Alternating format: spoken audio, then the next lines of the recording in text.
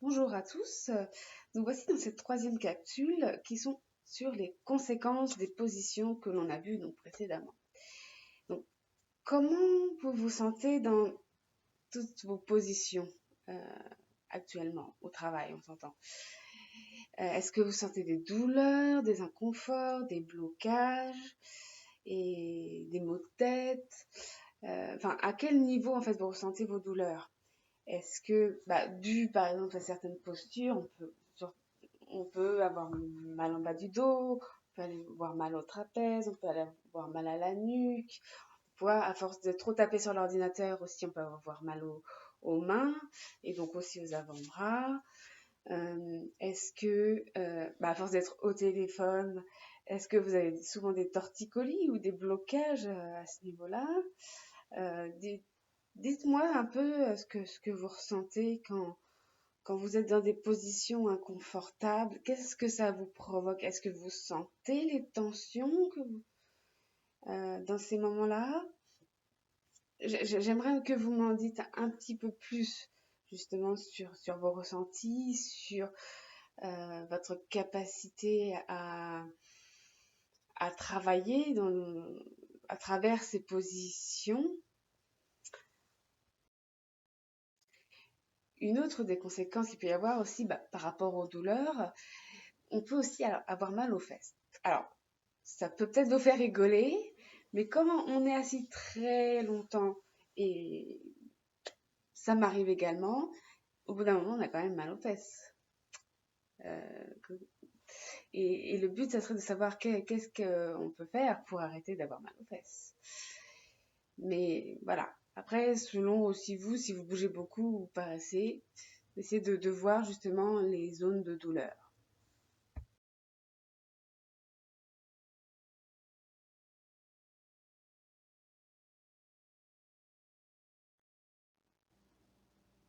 Oh, ma tête, j'ai mal à la tête.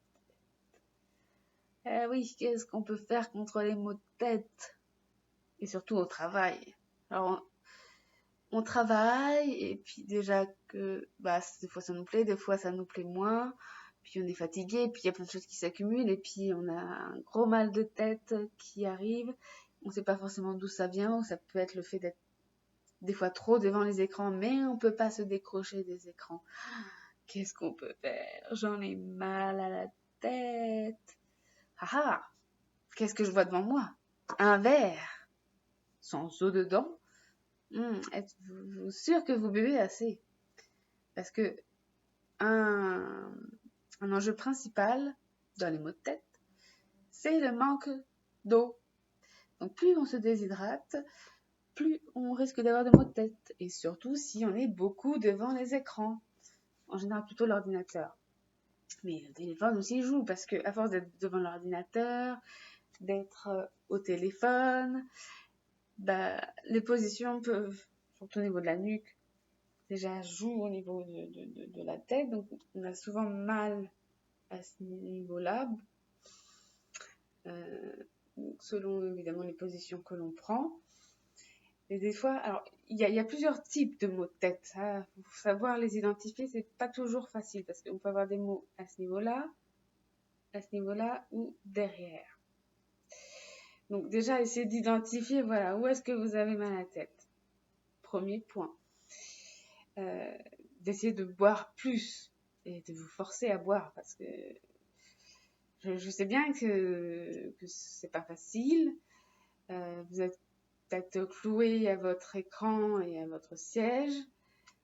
Votre santé passe avant tout quand même. Vous n'êtes pas d'accord avec moi? Donc oui, non, faut vraiment boire. C'est vraiment important, surtout quand on travaille beaucoup devant l'ordinateur et qu'on est assis toute la journée. Votre sang doit circuler. Votre énergie doit être renouvelée. Votre productivité aussi en dépend, évidemment. Quand on est déshydraté, au bout d'un moment donné, on s'en rend aussi fatigué. Donc la fatigue joue beaucoup. Voilà pourquoi il est important de boire. Sinon, contre les maux de tête, il y a aussi d'autres choses. Vous pouvez prendre des huiles essentielles. Alors, pas tout le flacon, juste une goutte. Une goutte, par exemple, de menthe poivrée, qui est très bon contre les maux de tête, que vous mettez au niveau des tempes, une goutte ici, une goutte ici. Et en fait, vous mettez tout au niveau du liseré là, du front et comme une barre sur le front. Déjà, rien que de faire ça, ça va bien vous rafraîchir, ça va vous faire du bien. Et de faire un petit automassage au niveau des tempes pour bien faire pénétrer l'huile essentielle. Rien que ça va vous faire du bien. Voilà. Et après, bon, bien sûr, vous lavez bien les mains parce que c'est quand même des huiles essentielles et ça sent. Et après, vous laissez agir et en général, ça part quand même assez vite.